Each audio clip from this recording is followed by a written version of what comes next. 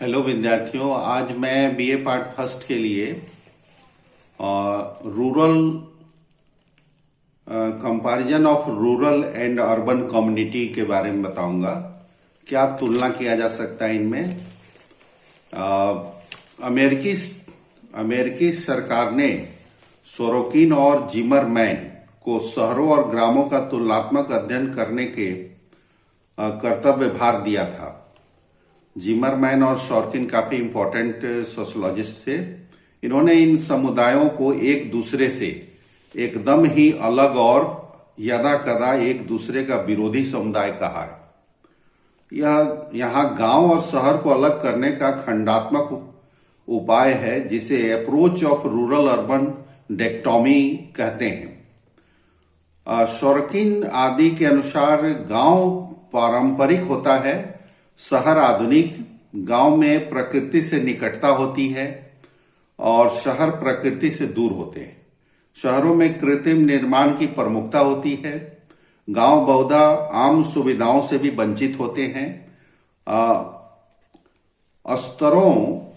अंतरों को दर्शाते हुए इन्होंने एक महत्वपूर्ण बात यह कही कि गांव का जीवन सामान्यतः शांत, कम परिवर्तन वाला और कम गतिशील होता है। शहर अधिक गतिशील, अधिक परिवर्तन वाले एवं अधिक चहल पहल वाले भी होते हैं। शॉर्किन ने गांव की तुलना तालाब के ठहरे हुए पानी से की है और शहरों की तुलना केतली के उबलते हुए पानी से। बहुत अच्छा उदाहरण उन्होंने दिया। अनेक विद्वानों ने औद्योगिक समाजों के परिप्रेक्ष्य में गांव और शहर के अंतर की चर्चा की है। इनके अनुसार वास्तविक स्थिति ग्रामीण और शहरी लक्षण की निरंतरता की होती है, जिसे रूरल अर्बन कॉन्टिनम कहते हैं। ग्रामीण शहरी निरंतरता।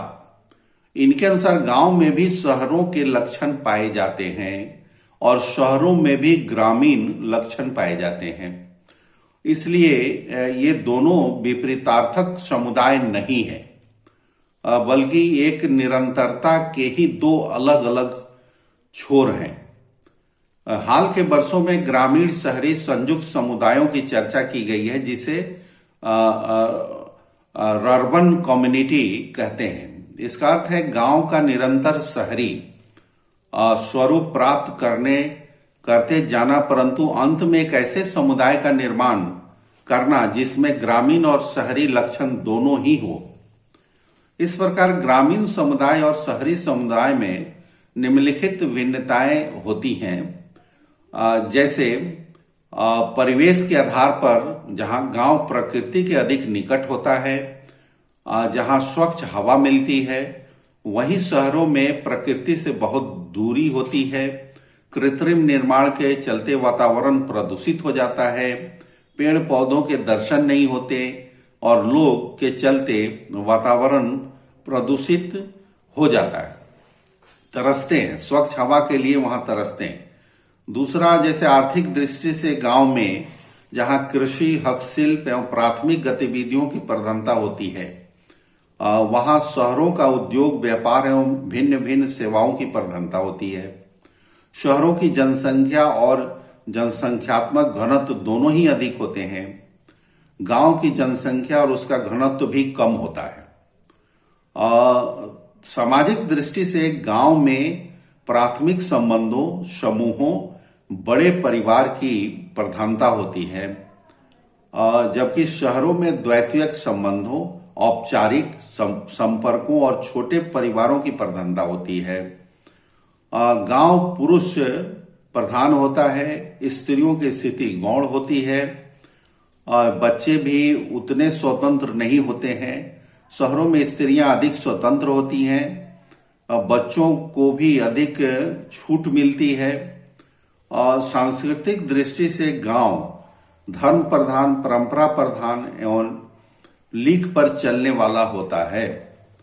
शहर आधुनिक, तर्कपूर्ण और परिवर्तन ग्राही होता है। परिवर्तन की दृष्टि से शहर गांव से कम परिवर्तन होते हैं।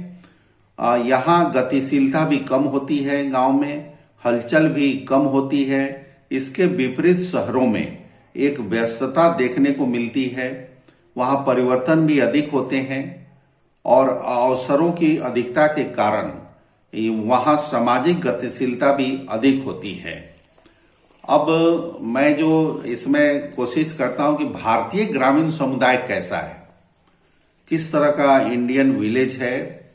भारत की आबादी के 70% लोग अभी भी गांव में निवास करते हैं, मूलतः खेतों की अर्ध सामंती अर्थव्यवस्था के कारण और भारतीय समाज का कृषक समाज होने के कारण यह स्थिति बनी हुई है। भारतीय सामाजिक संरचना के 3 आधार स्तंभों में संयुक्त परिवार, जाति और गांव को भी महत्वपूर्ण माना जाता है। ये 3 मेन स्तंभ हैं ग्रामीण क्षेत्रों में, सोशल स्ट्रक्चर के रूप में देखा जाए तो ये 3 ग्रामीण समुदायों में महत्वपूर्ण हैं और परंपरा के वाहक, निरंतरता के आधार और परिवर्तन के विरोधी रहे हैं गांव में। आमतौर पर भारतीय गांव जाति पर आधारित, सामाजिक घनिष्ठता से परिभाषित, सांस्कृतिक पिछड़ेपन और आर्थिक जड़ता के शिकार है। भारतीय ग्रामीण समुदाय के संबंध में 1940 से पहले बड़ी भ्रामक धारणाएं प्रचलित थीं। कार्ल मार्क्स ने अपने भारत संबंधी लेखों में इन्हें समरूपी, एकताबद्ध और स्वावलंबी इकाइयां कहा था। उसने यह भी कहा कि गांव का प्रबंध समूह के अभिभावक के रूप में गांव के पटेल अथवा मुखिया किया करते थे। मैक्स वेबर ने भी भारतीय गांव को पृथक, स्वावलंबी और आंतरिक तौर पर अंतःनिर्भर और अंतः संबंधित कहा है। भारतीय गांव के अध्ययन अंग्रेज और यूरोपियन मानव शास्त्रियों ने किए। उनमें से हेनरी मेन और चार्ल्स मैटकॉफ ने इन्हें विचित्र एवं विश्व की निवास इकाइयों से एकदम ही भिन्न कहा। मैटकॉफ ने तो यहां तक कहा कि भारत के गांव बहुत हद तक स्वतंत्र, पृथक और स्वावलंबी गणराज्यों के समान हैं, जिन पर क्रांतियों, युद्धों और स्वाभाविक परिवर्तनों को भी प्रभाव नहीं पड़ते। यह मैटकॉफ का विचार था। अल्तेकर और महात्मा गांधी ने भी भारतीय गांवों को छोटे स्वतंत्र गणराज्यों की उपाधि दी है। भारतीय गांव, मैरियट ने भारतीय गांव शीर्षक पर एक अंतर्राष्ट्रीय सेमिनार का आयोजन किया। इनके द्वारा भारतीय गांव के संबंध में प्रचलित भ्रामक धारणा को दूर करने में सहायता मिली और साथ ही साथ भारतीय गांव को नए सिरे से जानने के प्रयास भी शुरू किए गए। भारतीय ग्रामीण समुदाय के संबंध में रॉबर्ट रेडफील्ड ने 1951 में रामपुर, उत्तर प्रदेश गांव का अध्ययन करके एक धारणा दी, परंतु वे लिटिल कम्युनिटी, लघु समुदाय के आधार पर ही विश्लेषण कर रहे थे।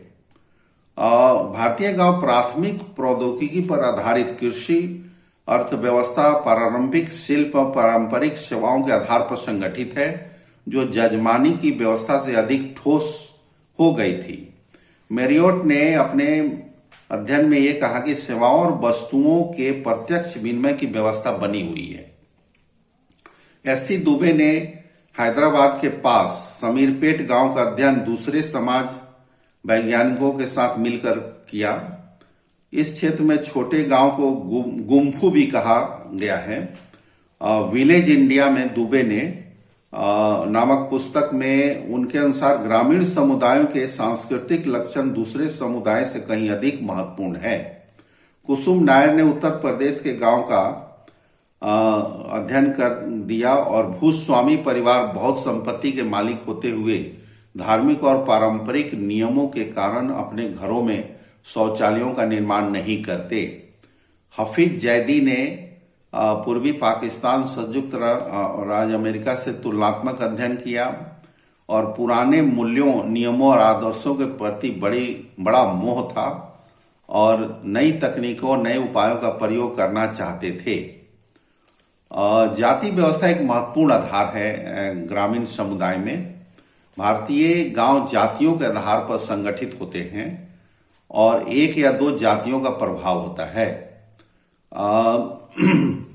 लिंडबर्ग और जेरफेट ने तमिलनाडु के एक गांव का अध्ययन करने के बाद कहा कि काम और सुविधाओं का वितरण जाति के आधार पर होता है।